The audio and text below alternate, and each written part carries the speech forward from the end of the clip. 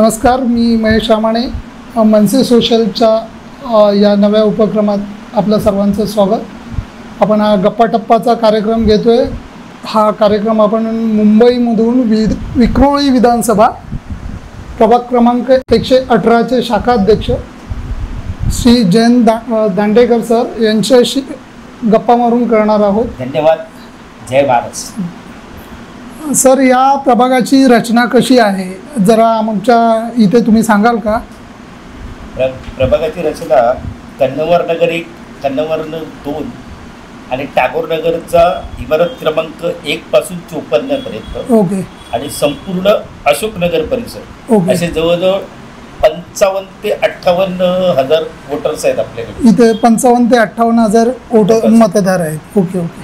तुम्ही या कार्यामध्ये किती वर्षापासून आहात, म्हणजे समाज कार्यामध्ये किती वर्षापासून आहात? ही शिवसैनिक आणि गेली 18 वर्ष जेव्हापासून राजसाहेबांनी महाराष्ट्र नवनिर्माण सेना स्थापन केलं तेव्हापासून इथे कार्यरत. ओके, म्हणजे सुरुवाती म्हणजे पक्षाच्या स्थापनेपासूनचे तुम्ही इथेच. ओके, छान. मला पुढचा प्रश्न असा विचारायचा आहे, आता इथे तुमची पदरचना वगैरे कितीशी, म्हणजे आपली संघटना आहे ती कितीशी मजबूत आहे? बघा, आता किती नियुक्त्या वगैरे रिक्त वगैरे आहेत का? आपल्या इथे कुठलेही पद रिक्त नाही. संघटन हा विषय असा आहे की त्याची बांधणी मजबूत असेल तर संघटना व्यवस्थित चालते. बरोबर आहे. आणि त्या अनुषंगाने बऱ्याच प्रभागामध्ये चांगली रचना आहे आणि चांगले कार्यकर्ते. बरोबर आहे. त्याचप्रमाणे प्रभाग 118 मध्ये महिला सेना आणि पुरुष अशा दोघांचेही सगळे शाखाध्यक्षापासून गटाध्यक्षपर्यंत जवळजवळ 101 कार्यकर्ते पदाधिकारी आहेत. ऍक्टिव्ह. त्याशिवाय काही आमचे महाराष्ट्र सैनिक आहेत, ते फक्त काही कारणास्तव येत नाहीत.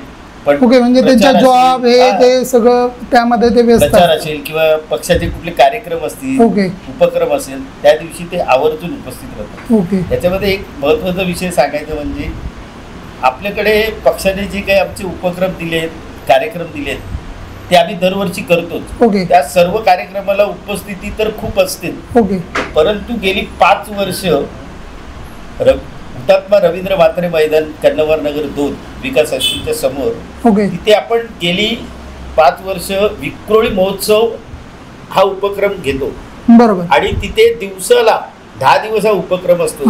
1 तारखेपासून 10 दिवस पुढच्या 10 तारखेपर्यंत कमीत कमी दिवसाला 7 ते 8 हजार माणसं येऊन भेट देतात. हा विक्रोळी महोत्सव जो आहे त्याची चर्चा बरीचशी माध्यमांमध्ये खूप रंगलेली असते. साहेब वगैरे पण येत असतात. त्याबद्दल तुम्ही काय सांगा? स्वतः येतात.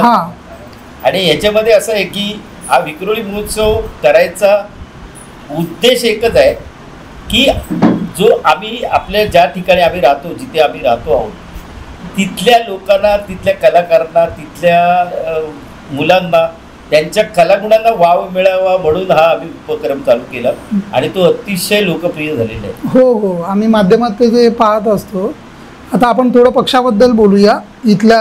इथे विभागाध्यक्ष आणि किती वार्ड आहे तिथे, म्हणजे या विक्रोळी विधानसभेत? आता विक्रोळी विधानसभेमध्ये म्हणजे सगळीकडे रचना तीच असते. ओके. विक्रोळी विधानसभेमध्ये आता विभागाध्यक्ष महिला आणि पुरुष, 3 उपविभागाध्यक्ष तिघही आहेत. बरोबर. आणि 2 सचिव असतात. 3 उपविभागाध्यक्षांकडे 2-2 वॉर्ड आहेत. आणि 2 सचिवांकडे 3-3 वॉर्ड आहेत. बरोबर. आणि 6 शाखाध्यक्ष असतात, महिला पुरुष. आणि आता जर समजा त्या वॉर्डामध्ये लोकसंख्या कमी असेल, जसं आपल्याकडे 55,000 मतदार आहेत, तर आपल्याला 20-22 उपशाखाध्यक्ष लागतात. काही ना कमी पण असतील. पण आमचं महिला आणि पुरुष त्यांचे गटाध्यक्ष हे अगदी फुलफिल झालेले आहेत. काही बरोबर. आता इथे आपल्या इथे विक्रोळी विधानसभेमध्ये डोलम हे विभागाध्यक्ष विश्वजित डोलम. आणि आमच्या महिला सेनेच्या विभागाध्यक्ष आहेत प्रियंकाताई शृंगारे. आणि त्या माजी नगरसेविका आहेत ना, त्या आपण नगरसेविका होते आपल्या पक्षात. बरोबर. आणि आमच्या महिला शाखाध्यक्ष आहेत मेघा उले. ओके.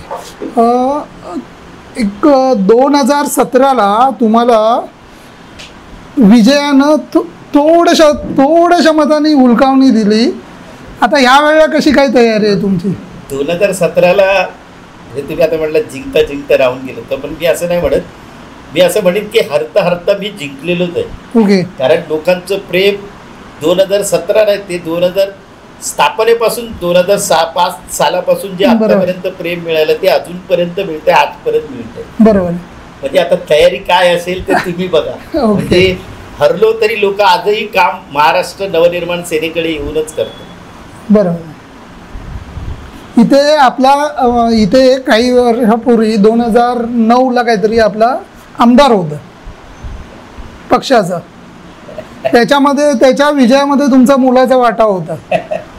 कसं आहे, त्याच्याकडे कसं पाहता आता तुम्ही? विधानसभेमध्ये सगळ्यांनीच कामं केली. हां, सगळे म्हणजे जेवढे 6च्या 6 वॉर्ड आहेत सगळ्यांनी चांगलं झोपून काम देऊन केलं आणि जिंकून आणलं.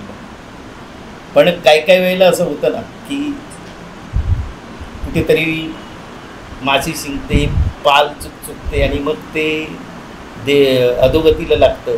त्याप्रमाणे इकडचे जे निवडून आलेले आमदार आहेत ते काही त्यांच्या अपरिहार्य कारणाने दुसऱ्या पक्षात गेले. पण त्यांना निवडून आणण्याकरता या 6च्या 6 वॉर्डवाल्यांनी एकदम उत्तम आणि चांगलं काम केलं. पुढच्या वेळेला आता जर विधानसभेची आत्ता जरी लगेच निवडणूक लागली ना पावसाळ्यात, बरोबर, तरी विधानसभेचा आमदार हा विक्रोळी विधानसभेमध्ये मनसेचाच असणार, एवढं 100% सांगतो. कारण आता जो जोश बघितला, आता हे प्रचार चालू होते त्याच्यामध्ये महाराष्ट्र नवनिर्माण सेनेनी महाराष्ट्र सैनिकांनी झोपून काम करून दिले. बरोबर. आता मी तिकडेच येणार होतो लोकसभेच्या यांच्याकडे. इकडे आता मीर कोटेजा म्हणून उमेदवार, त्यांच्याशी तुमचं कसं बॉन्डिंग आहे? आता ते प्रचारामध्ये तुमची मदत वगैरे त्यांना लागली होती काय? आपल्या शाखांना वगैरे त्यांनी भेट दिल्या होत्या का? भेट दिलेली आहेत ना, शाखेला भेट दिलेली आहे. परत ह्या एरियामध्ये जेवढे एरिया होते ते म्हणजे टागोरनगर असेल, कन्नमवार नगर असेल, या सर्व एरियांमध्ये त्यांनी प्रत्यक्ष जाऊन भेट दिलेली आहे आणि प्रचारामध्ये ते स्वतः इन्व्हॉल्व होऊन फिरत होते सगळीकडे. ओके. असं नाही की आम्हीच होतो किंवा तेच होते, एकत्र प्रचार होत होता, चांगला होता. ओके. आता आपण पुन्हा आपल्या वार्डकडे येऊया. आता पुन्हा आता महानगरपालिकेच्या जेव्हा केव्हा निवडणुका लागतील, हो नाही सगळं चाललंय, तुमची तर तयारी झाली.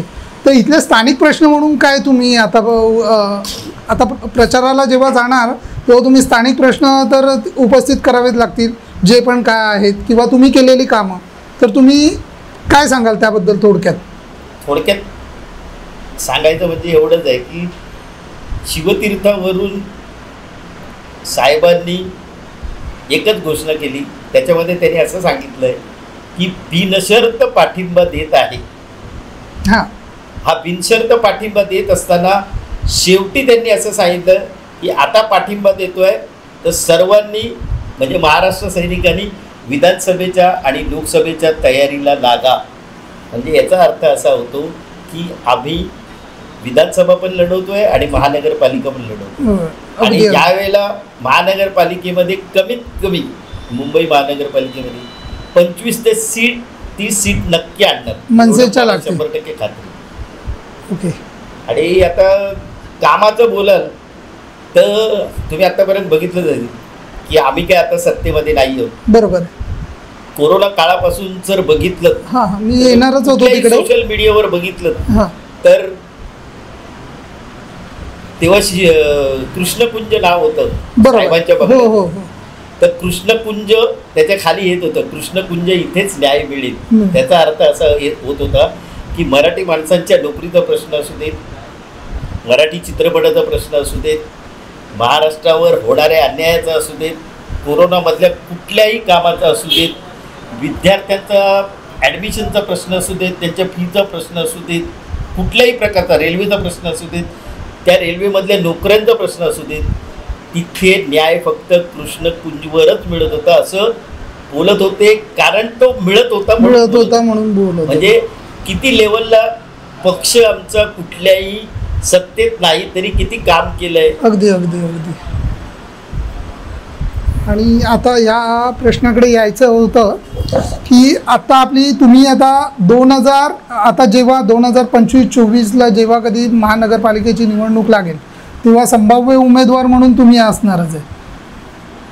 पक्षाने उमेदवारी निवडणूक लढवायची म्हटलं तर संभाव्य उमेदवार म्हणून तुम्ही स्वतः तयारी केली. तर आत्ता या वार्डमधून तुम्ही आहात, या वार्डमध्ये पूर्ण विधानसभेमध्ये आपले 6 नगरसेवक असतील याची तुम्हाला खात्री आहे? 100%.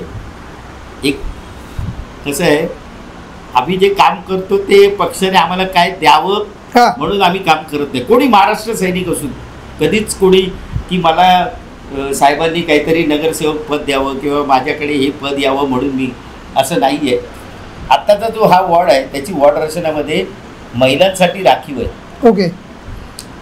कर्मधर्म संयोगाने नाही जरी समजा माझ्या नशिबात आलं तरी मी मगाशी सांगितलं की मी हरता जिंकलो आहे, तर पुढच्या वेळेला जो नगरसेवक करणार तो मनसे चालू किंवा करायचा झाला तरी तो महाराष्ट्र नवनिर्माण सेनेचाच असणार. वार्षिक उपक्रम वगैरे काय असतात?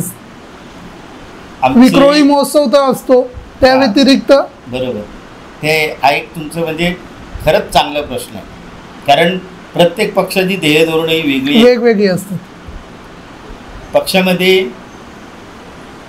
साहेबांनी जेव्हा आपल्याला पद दिलं त्यावेळेला 13 कार्यक्रम आणि 12 उपक्रम असे राबवायचे कंपल्सरी केलेले आहेत. म्हणजे जर समजा आपला गुढीपाडवा आहे, शिवजयंती आहे, डॉक्टर बाबासाहेब आंबेडकर जयंती आहे, महात्मा ज्योतिबा फुले जयंती आहे, हे सगळे कार्यक्रम झाले. म्हणजे हे तुम्हाला कंपल्सरी करायचेच आहे. बरोबर. आता उपक्रमामध्ये काय येतं तर बाबा दहीहंडी आहे, नारळी पौर्णिमेला आपण नारळ फोडीचा कार्यक्रम करतो तो आहे, नंतर पतंग उडवायचा कार्यक्रम आहे. ओके. हे उपक्रम झाले. म्हणजे यामधून लोकांपर्यंत पोहोचतात. बरोबर. आणि लोकांना पण माहिती पडतं की आपल्या मराठी आणि हिंदू सणांना कुठे भरपूर न्याय मिळत असेल आणि कुठे चांगलं करत असतील तर हे आहे. आणि मराठी भाषेला अभिजात दर्जा मिळावा त्यासाठी मराठी भाषा दिन उत्तम प्रकारे आणि प्रखरशाने साजरा करणारा एकमेव पक्ष 27 फेब्रुवारीला म्हणजे महाराष्ट्र. ठीक आहे. आता काही एक म्हणजे महत्त्वाचा प्रश्न म्हणता येईल याला. इतर पक्षांच्या रचना वगैरे तुम्ही बघता, लोकांशी भेटता, लोकांना जाऊन भेटता वगैरे.